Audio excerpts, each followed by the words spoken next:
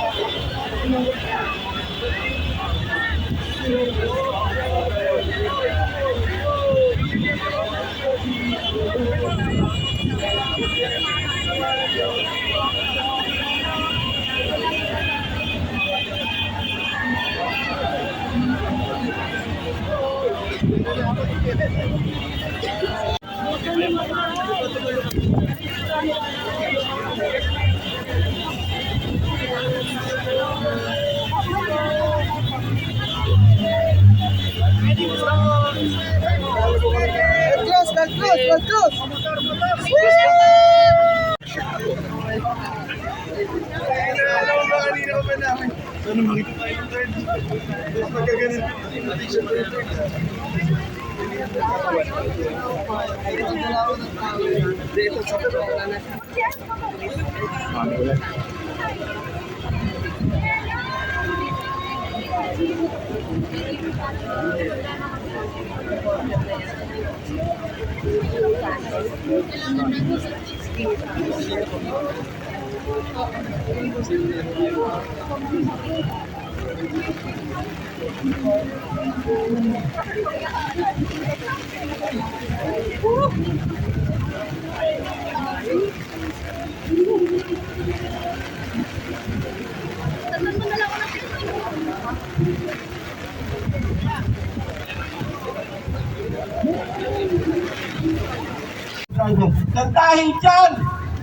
Nang dahil dyan sa mga unfinished construction works na yan, nang dahil dyan sa mga flood control na hindi pinuntuhan ng maayos. Kaya sa mga kongresista, kayo, Romualdez, Saldico, kayo, mga malalaki ang mga katawan nyo, malalaki ang mga tiyan nyo. Pero, mga bata ang loob nyo. Wala kayong paninindigan. Wala kayong lakas ng loob na humarap sa taong bayan dahil mga bahag ang mga kompetent.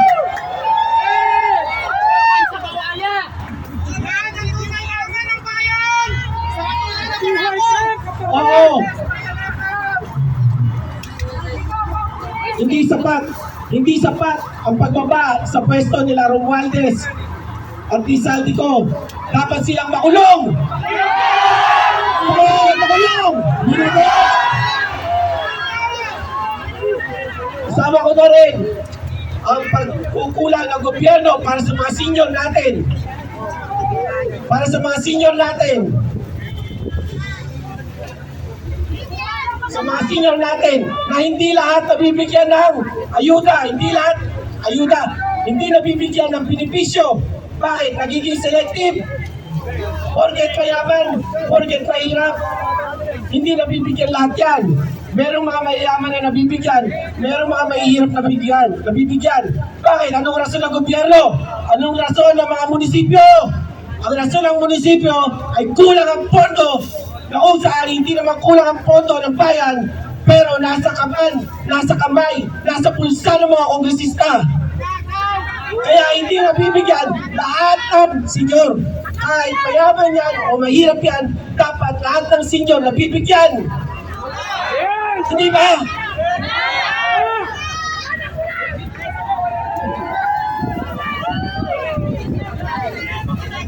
Na-witness ko rin sa aking pagbabiyahe ang pag-iyak ng isang nanay dahil kailangan niyang umalis ng bansa para lamang kumita dahil dito sa bansa natin ay walang sapat na income, walang magandang trabaho para sa kanila. Pero kung tutuusin, mayaman ang Pilipinas. Mayaman ang Pilipinas. Pero sadyang kurakot lang talaga ang mga nasa kongreso natin. Kurakot talaga sila. Kaya ako, nadidismaya ako sa pagiging sirkus ng investigasyon ngayon. Bakit pauwi pa si Saldico? Ang sabi niya, magre-resign daw siya. Dahil ang 10 days na binigay sa kanya ay para lamang dahil sa posisyon niya. Pero pag nag-resign siya, ay hindi na-applicable sa kanya yung 10 days niya. Tinadaan nila tayo lahat sa technical. Bakit ang mga kongresista iniimbestigahan ang mga kontraktor? Nandiyan si Romualdez. Ginuuso na. Ayaw niyo pa bang ipatawag si Martin Romualdez? Ako personal, hindi ko gusto na bumaba si BBM. Pero, kung yan ang tawag ng sambayan ng Pilipino, kasama ako, kasama ang pamilya ko. Ang hiling ko lang sa inyo, kung ano man ang mangyari, sana, kung maligaw man ang aking mga anak, ang aking pamilya, sana isafety nyo rin po. Patayon!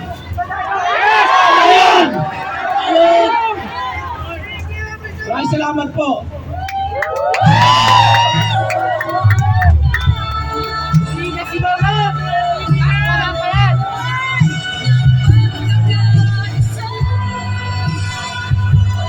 Matulog ka ba? Ano? Nasaan na kayo? Nasaan na mga isda? Nasaan na yung mga isda? Nagpunta na ng China? Nasaan? Oh! Naging pating! Naging buhaya! Ano? Ano masasabi ninyo mga kababayan na nandito ngayon? Kaya dapat ba tayong laban-laban dito? Ang kailangan ng mga kababayan Pilipino ay pagkakaisa para ibagsak, alisin, kasuhan, ikulong ang mga magnanakaw sa kabahan ng bayan.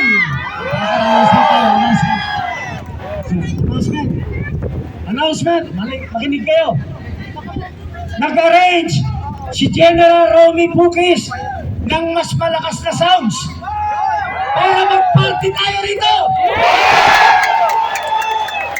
Para yung boses natin marinig hanggang Balintawak! May sorpresa kami! Makinig! May sorpresa! May mga darating na artista!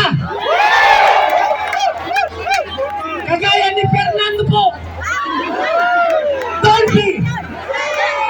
Rudy Fernandez!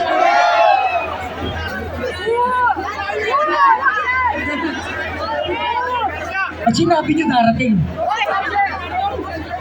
Patay na pala yun!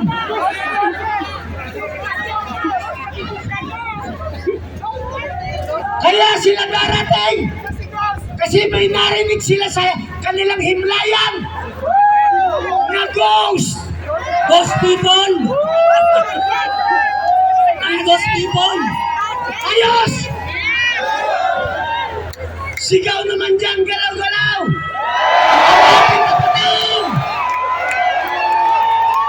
Hello dyan mga kabataan! Mga kabataan! 17 anyos! Pababa! Sigaw! Mga kabataan! Kabataan! Sigaw! 17 anyos! Ulit! 17 anyos! Pababa! Sigaw! Marami! 30 hanggang 17! Sumigaw! Mas marami! 45 hanggang 30! Sumigaw! Marami rin! 65 hanggang 50! Sumigaw! Parang may mali. Parang mas Bakit sumigaw yung 65? 70 hanggang 65, sumigaw! Lolokohan na tayo. Hindi na makakasigaw yun. Nagpasalamat tayo sa ating mga general na nandito. Mabuhay lahat ng Batch 74 ng PMA! Maraming salamat, sir, sa inyong presensya. Mabuhay ang ating lead convener, General Romy Bukis! General Carlos Kita! General Belisardo Siboy! Admiral Suarez! General Orlando Galeon! Kung babanggitin ko isa-isa, aabot ng 800. Matatakot pa ba kayo? Ako na magdi-declare. 80% ng lahat ng retire, 80% nasa likod at harap ng taong bayan.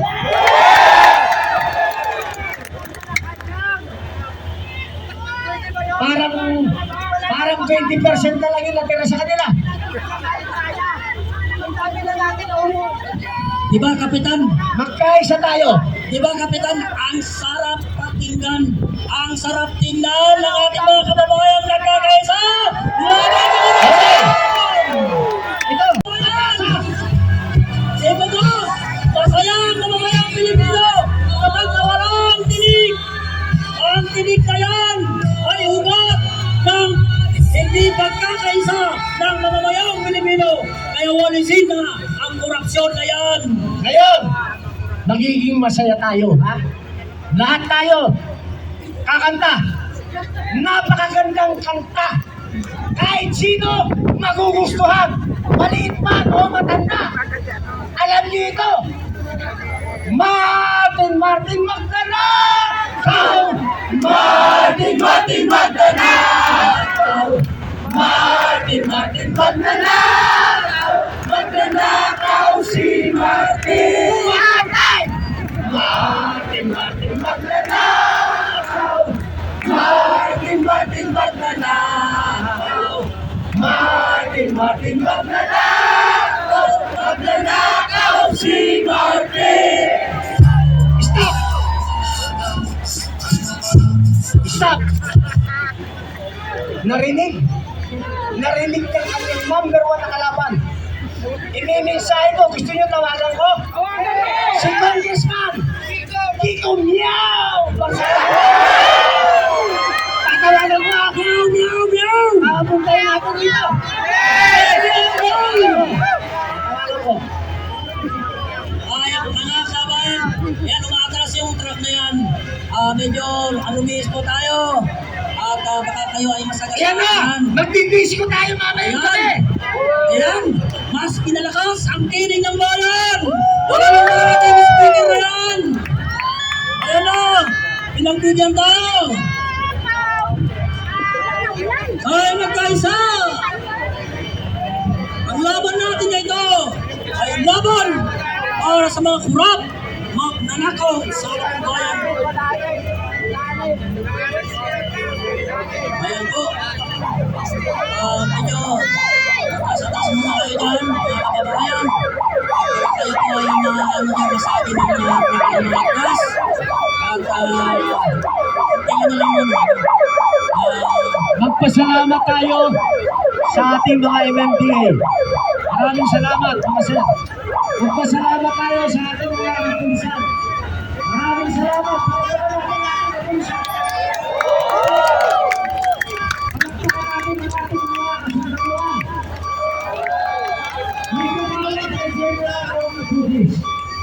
May mga dapat pa.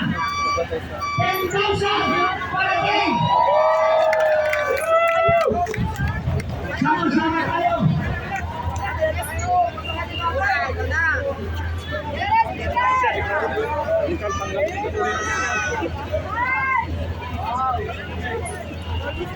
Okay! Balikan natin! Ano yung kanta natin kanina? Martin! Mountain Magnanakaw! Parating na ang pwesa ng UPI na yan na nakikita nyo. Parating na! Ayan na sila! Ayan na sila! Ayan na sila! Mountain Magnanakaw! Mountain Magnanakaw! Mountain Magnanakaw! Magnanakaw si Martin! Magnanakaw! Martin Magnanakaw! Martin Magnanakaw! Martin Magnanakaw! Magnanakaw si Martin! Okay. Parating pa lang yan. Galing ng Malintawa. May darating pa. Galing ng tropang Laguna at Cavite. Dito ko nagaling.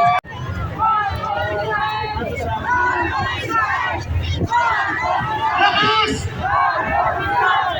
Lakas! Lahat ay mag-resign! Lahat ay mag-resign! Lahat ay mag-resign! Lahat ay mag-resign! Lahat ay mag-resign! Tahimik muna! Tahimik muna! Importante ito! Importante! Makinig! Kami ay nananawagan! Tulong na yan! Mga kurakot! Tulong na yan! Mga kurakot! Tulong na yan! Mga kurakot! Tulong na yan! Mga kurakot! Tulong na yan! Mga kurakot! Tulong na yan! Buksan niyo mga cellphone niyo! Buksan niyo! Para yung mga kaibigan, mga network ninyo, maririnig yung sinisigaw niyo! Buksan niyo! Buksan! Ayan. Okay, makinig muna! Makinig muna, importante to. Ayan. Importante. Ito, nananaig na talaga ang demokrasya sa bansang Pilipinas. Tayo magsabay, importante.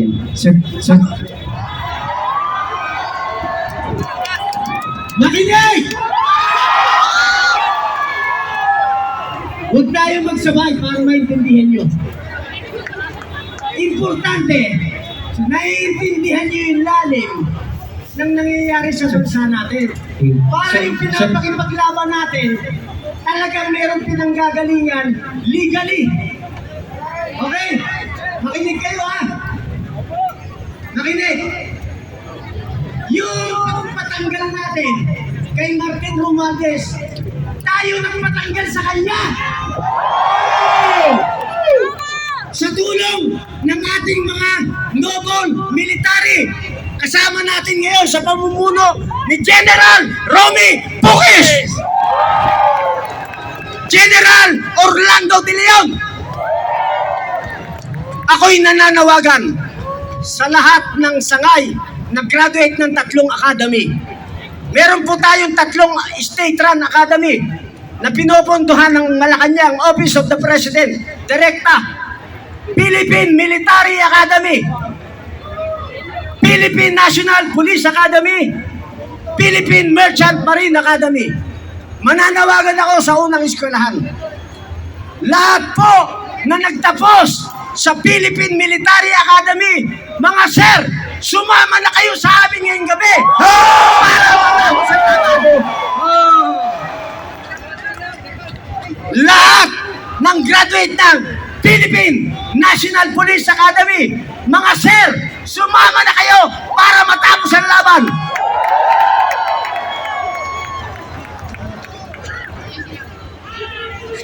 May update lang. Okay, mga kaibigan, para malaman nyo ang sitwasyon natin sa bansa, alam nyo, mga kaibigan, sa utos ng demonyong Pangulo, sa utos ng demonyong Pangulo, isinasabayan tayo na pa-resign siya, naggawa siya ng isang rally para labanan ang grupo natin. Ginagawa, pero hindi nila kakampi ang Panginoon. Tayo ang kakampi ng Panginoon. Mabuhay ang Pilipino! Mabuhay ang Pilipino! Mabuhay ang Pilipino! Hindi tayo atras! Laban tayo! Laban tayo! Laban sa Pilipino! Huwag tayo atras! Tatapusin natin ang gerang ito!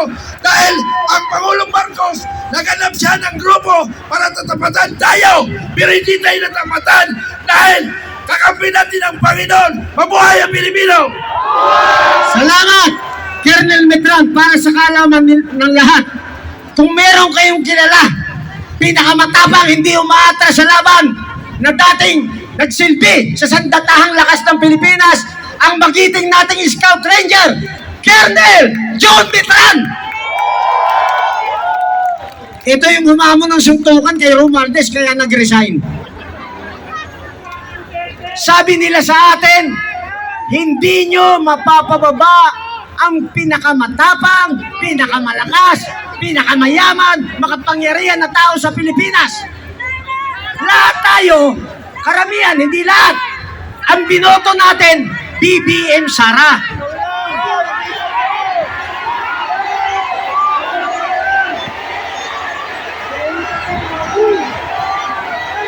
Okay. Okay. Okay, nagkaintindihan na tayo. Si Lenny. Mananawagan tayo ha. Mayor Lenny Robredo. Pumunta ka rito. Kung mahal mo ang taong bayan. Okay? Okay na ba yun? Okay, magkaintindihan tayo ha. Makinig kayo. I stand to be corrected. Ang inyong mga hinaing, umakyat kayo dito at iparating natin sa mga namamahala. Mga kurap na yan. Yung mga kababayan din natin dyan na nagda-dirty finger. Please lang, huwag niyong gawin, hindi tayo magkalaban. Huwag niyo kaming i-dirty finger. Hindi tayo magkalaban dito. Dapat sana magkaisa tayo para sa isang layunin, para pabagsakin, wakasan ang mga kurap na mga namamahala sa atin.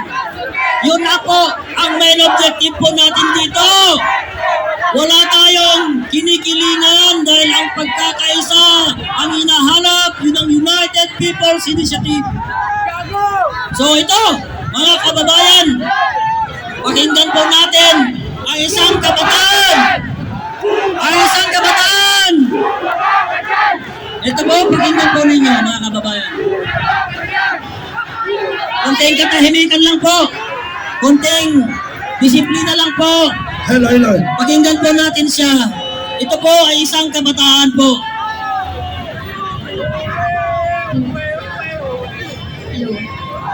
Galit na ba kayo? Dapat lang! Dapat lang! Ako po si Bea, isa po akong estudyante, mag-aaral ng psikolohiya. Nasa 4th year na po ako. Nagsa-4 na taon ko po sa pag-aaral. Lagi po nilang tinuturo sa amin na unahin ang kapakanan ng kapwa. Unahin ang kaginhawaan ng kapwa. Pero wala pong ginahawa sa lupaing bagbag na katiwalian. Hindi po sapat na magpapaterapi lang kayo sa amin. Kailangan po may magbago. Kailangan may managot. Laban! Hindi sapat na lumikha lang tayo, mag-cope lang tayo para mawakasan yung mga problema natin. Kailangan tayo ang Yung finger mo, pata dyan, napipinger dyan. tayo ang nagpapasweldo sa kanila. Utusan natin silang lumikha ng sistema na magpapaginhawa sa buhay natin. Alagaan po ninyo ang inyong galit. Hindi po masamang magalit.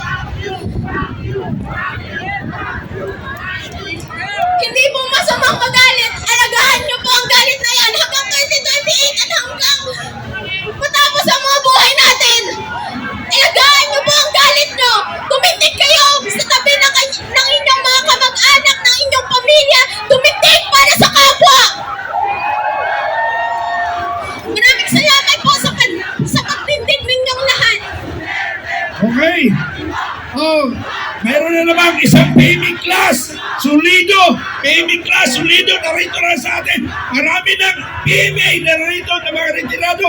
Sinasabi nga ni Captain Ray Valeros na 80%. Ngayon, nagpapakita niyo. Para ipakita ang pagbabago, hindi para may pag-away. Huwag kasi kawawa sila, kawawa. Huwag niyong papatulan. Kawawa. Kumalma kayo. Kumalma kayo. Kawawa yan, kawawa. Kalma. Huwag niyo papatulan. Okay lang yan. Mga kababa, karapatan din nilang magsalita. Huwag yung papatulan, mga anak ng demonyo yan. Palapasin nyo na anak ng demonyo yan. Anak ng demonyo! Anak ng demonyo! Huwag niyong papatulan. Huwag yung papatulan ha! Huwag yung papatulan! Mga kapatid sa pagbabago, sayang lahat ng pinagpatulan natin dito kung papatulan niyo yan. Kasi Huwag yan- niyong papatulan. Yan ang panira sa atin! Huwag papatulan! Huwag papatulan! Mga kababayan! Mga kababayan!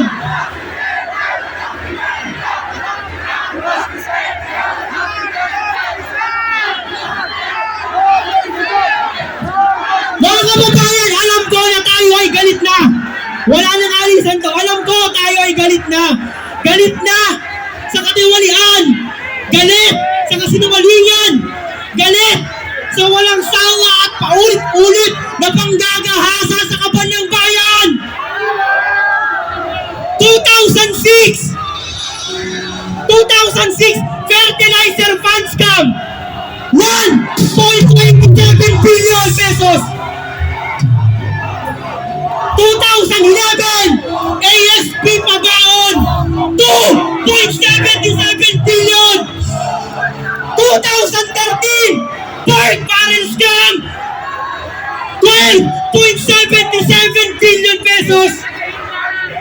2020 sa kalagitnaan ng pandemya kung saan marami ang nasawi ang kasama na buto ng aking lola, 27.77 billion pesos ang nawalang pera na hindi na ipaliwanag ng PhilHealth. At huwag ka, isang taon lang ang nakalipas, 2021, Parmali Scandal, 8.6 billion pesos. Mga kababayan, ang dagsa ng tao ngayong araw ay patunay na kahit kailan hindi tayo nakalimot. Tahimik tayong nagtiis. Matyaga tayong naghintay. Pero kahit kailan hindi tayo nakalimot. At ngayong umaapaw na ang patak ng bawat korupsyon. Narito na ang nagraragas ng baka ng pagbabago. At walang anumang uri ng flood control ang makakamigil sa bahaan ng pagbabago.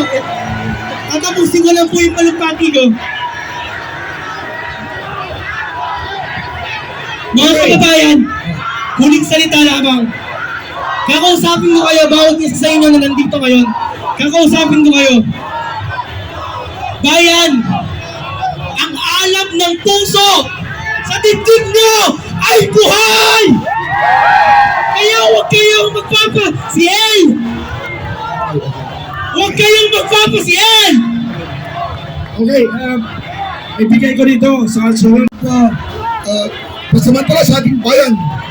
Iniimbita natin ang ating Pangulo na pumunta rito para magsalita sa atin. President Marcos, if you're the real, magsalita. Pwede natin, magsama-sama na tayo lahat dito.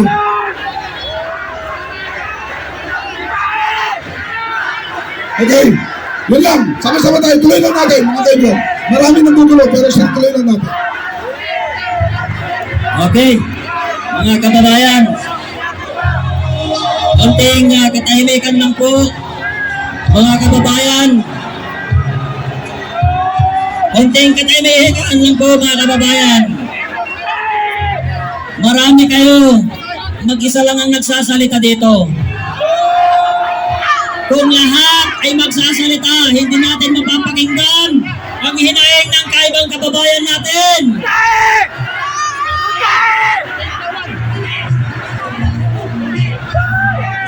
Ang ipinaglalaban natin dito ay kontra sa korupsyon. Hindi upang magtulig. Maraming salamat! Maraming salamat sa inyong lahat!